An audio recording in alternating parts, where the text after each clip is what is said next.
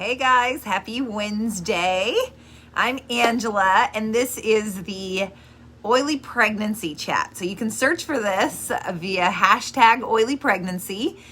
Make sure you tag your friends, the videos, make sure you share them so that your friends here in the Hangout can see them. So I have 3 different recipes that I want to share with you, or 3 different ideas for things to do for your expanding belly when you're pregnant. So the idea and the goal is, for me, my plan is to have my skin all return to normal. I don't want it to have stretch marks or anything like that. I want it to all be normal.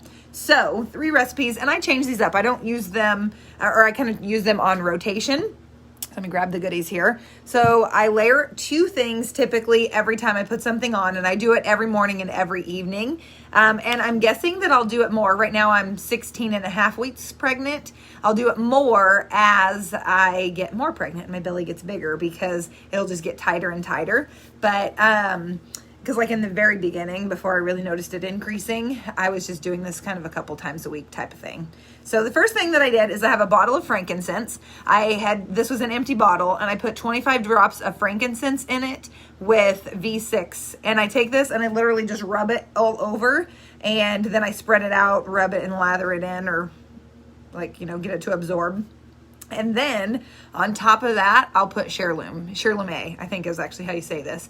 So this is really, really good for your skin. I've heard it talked about as like Spanx for your skin. So hold things up and hold things together. So that's of course what you want to do for your belly, is to like keep it moist and keep things nice and held together, right? So that's one of my recipes that I use.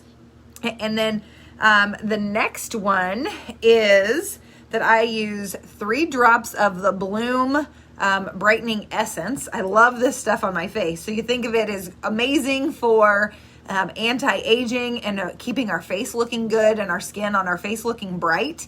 I'll do 3 drops of it. I kind of do it across the top of my belly. So 1 in the middle, 1 on each side. And then I'm able to like rub that all around and get it pretty much spread everywhere. One of the areas that you'll want to really be focusing on as well is like the sides and your hips. Because obviously those are expanding and changing as well. Once that's absorbed for, a few seconds, I don't leave it for too long of a period of time, then the next thing that I'll use actually is Tender Tush. This is an amazing one. I actually have a friend who used just this. So you can take any of these ideas. If you don't like something, switch it up, make it your own, whatever you like. Tender Tush, she would apply morning and night, and it actually worked really well for her. It doesn't take much. This is thick. A little bit goes a long way. So I do like small little droplets, again, 3 different spots, and rub it around kind of like I do the Bloom brightening essence. So I had never heard of that trick or use for this because, you think of it it's for babies' butts type of thing. So I stocked up on some of that so that I have it for myself, and then I'll also have it for our baby. And I'm guessing you could probably do the same thing with the Seedlings diaper. I think it's diaper rash cream is what it's called. I have it over there on my little stand, but I didn't grab it. And I haven't used it yet, but I think that it would probably work pretty similarly if you have it, or whenever you're buying it, if that's what's in stock. The next one I like this one after a shower. So this is Lavaderm. I love to put this on because, after a shower, warm water, your pores are more open, so things are going to absorb maybe faster or better. So I do a few sprays of Lavaderm. Again, rub it all around, let it absorb, and then I use this, the Cellulite Magic, this massage oil. This stuff smells so good. I actually haven't been using this for too long. I had probably bought it a few months before I was pregnant.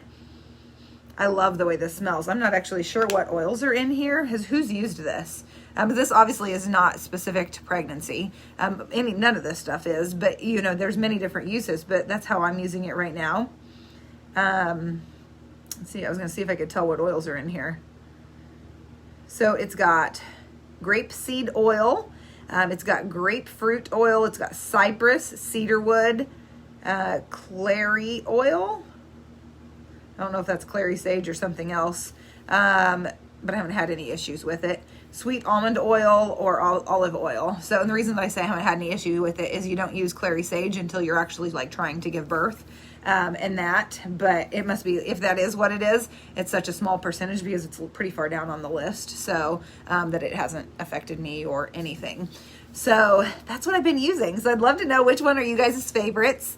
And again, make sure you tag your friends that are pregnant here in the Hangout. Share this video with them, and I hope you learned something. You have to come back. I'm working on being better now that I'm in my second trimester and I have more energy, doing these videos more often, because I have a ton of stuff to share with you guys. I mean, there's like a million ways that you can use oils to support you through pregnancy. So it's my goal to start doing these videos more often now that I have a lot more energy. So thanks guys for joining me, and I'll talk to you soon. Take care.